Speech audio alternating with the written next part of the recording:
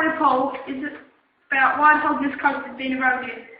It's been eroded because the waves at the sea are getting stronger by the wind picking up more speed and making the waves crash against the cliffs and knocking them down more. On average, 1 to 2 land is lost from coastal erosion every year. But on Treetop Farm, they lost a massive 20 metres in 1 year at the bottom, because at the bottom of the cliff there is no sand to take away the energy from the waves, and the rocks at the bottom of the cliffs are softer and can get eroded easier. So this part of the cliffs needs more protection to slow the erosion of the cliffs. If this carries on after a long period of time, the villages will be gone and many lives will be lost because there simply will not be enough land to live on.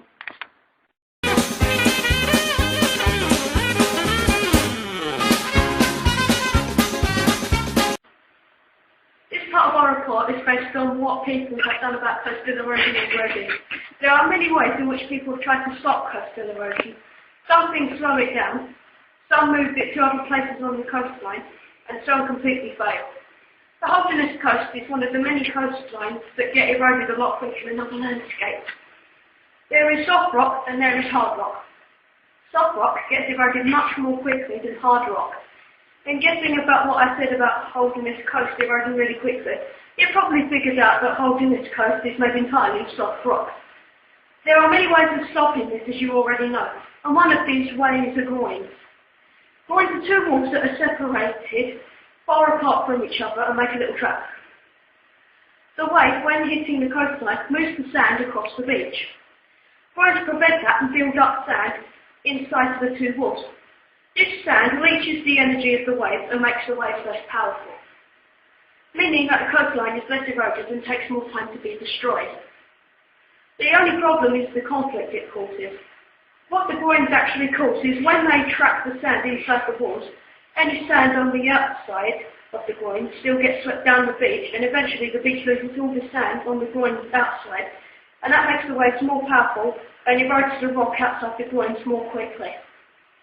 This causes conflict and arguments between towns because the groins protect one place while the waves erode the others more quickly. Next to the sea walls. The sea walls are huge walls built for protection from the waves when there is a chance of it attacking cities.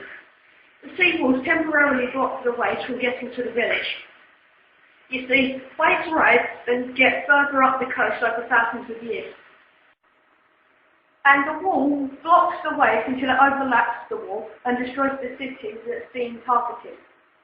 These are much better ways of protecting the coastline than groins are, and they are much cheaper as well. And groins attack other towns while it protects only one, meaning the people who built it are being very selfish.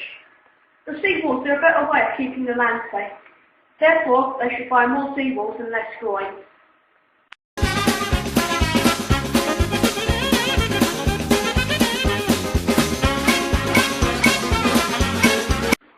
This part report is about what people should do about coastal erosion in the future.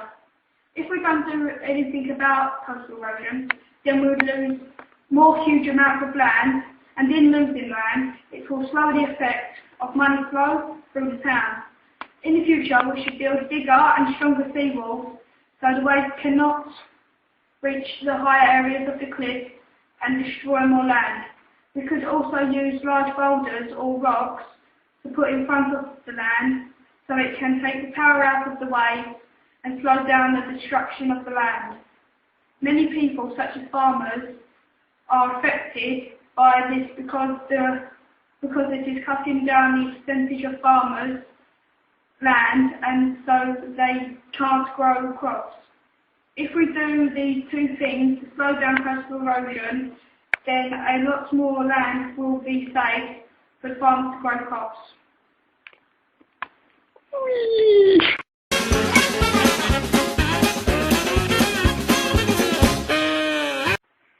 This part of our report is based on what kind of conflict coastal erosion could cause. Conflict is a word that basically means argument or fighting. There are many kinds of ways that towns have a conflict with each other, and coastal erosion is just one of them. The main reason coastal erosion is a problem are the points spoken of earlier. Like I explained, the groins trap sand inside two walls. The sand reaches the energy from the waves, the rocks don't get eroded for some time. On the outside of the groins, the waves are sweeping the sand off of the coastline. No sand is left for sapping energy. The waves are at full power, the rock is eroded much more quickly. The town getting eroded has a conflict with the protected town. However, not everyone gets involved.